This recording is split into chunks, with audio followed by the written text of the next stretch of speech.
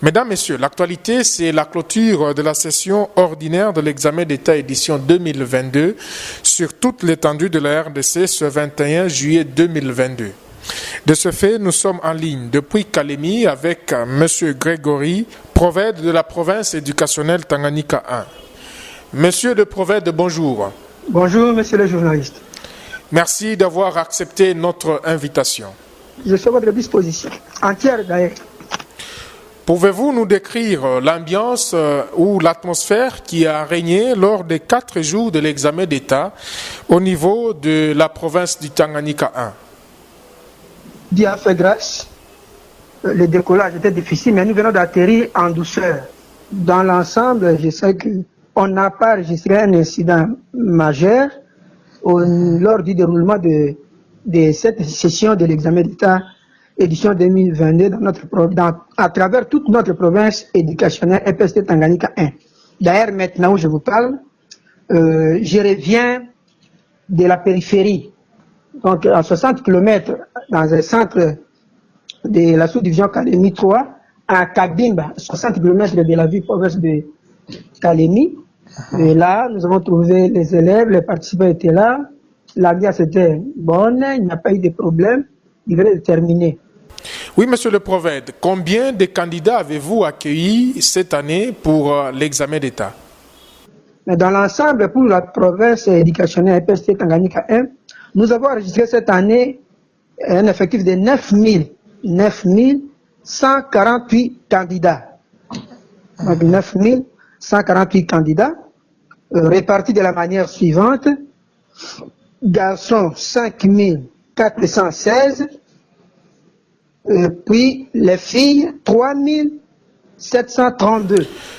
Oui, monsieur le prophète, lors des états des lieux, dans le cadre de ces itinérances, le professeur Tony Mwabakazadi, ministre national de l'EPST, a insisté sur la gratuité. Comment pensez-vous pérenniser cette gratuité au niveau de la province éducationnelle Tanganyika 1? Le chef de l'État, président de la République, son Excellence Antoine Tshisekedi Tshilombo, n'a fait que matérialiser cette disposition constitutionnelle qui a longtemps demeuré dans son applicabilité. Donc il a voulu décharger les parents de ces lourds fardeaux pendant au moins une trentaine d'années. Donc c'est à saluer. Le professeur Maître Tony Mwabakazadi, ministre de l'EPST, pour ce qui me concerne, lui est venu donner corps à ces concepts de gratuité. Donc ça se parlait d'une manière aléatoire, mais lui au moins est venu matérialiser cette vision du chef de l'État qui est axée sur la gratuité de l'éducation de l'enseignement primaire. Donc, nous sommes là, pour ce qui nous concerne, nous allons continuer, puisque c'est un sujet de prédication pour nous. C'est un sujet de prédication de tous les jours. Nous allons continuer à sensibiliser les parents pour que tout le monde respecte cette gratuité, que ce soit parents, opérateurs éducatifs, et que sais-je encore. Il faut observer rigoureusement cette gratuité. S'agissant des effets induits, dans notre province éducationnelle, il y a un ouf de soulagement, surtout avec les partenaires traditionnels, UNICEF.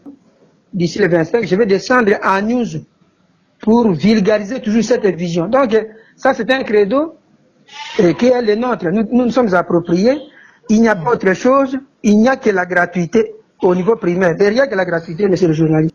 Et nous avons même initié une lettre circulaire à l'endroit des chefs d'établissement dès ce mois de la paix du mois de juillet pour les écoles qui perçoivent les frais de fonctionnement, que chaque chef d'établissement puisse fabriquer au moins 5 à 10 bas par mois.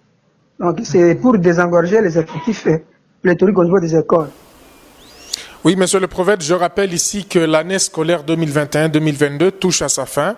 Un message particulier que vous pouvez adresser à tous vos collaborateurs au niveau de l'EPST Tanganyika 1 et surtout à tous les parents qui doivent se préparer pour l'année scolaire prochaine.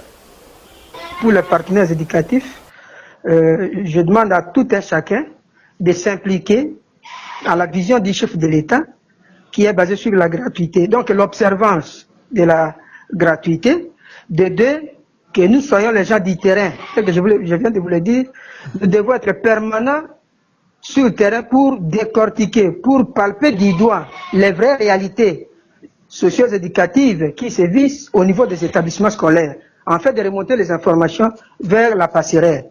Je demande aux parents de mieux se préparer pour les enfants l'année scolaire prochaine. Pour ceux qui viennent de passer les examens d'État, il ne faudrait pas qu'ils s'arrêtent là-bas. Ils doivent aller affronter la grande porte universitaire. Monsieur le prophète, merci d'avoir répondu à nos questions. À moi de vous remercier, mon ami James, le journaliste potentiel. Merci beaucoup. Voilà, je rappelle que c'était Monsieur Grégory Boloma, directeur provincial de l'EPST Tanganyika 1, qui nous répondait depuis Kalemi.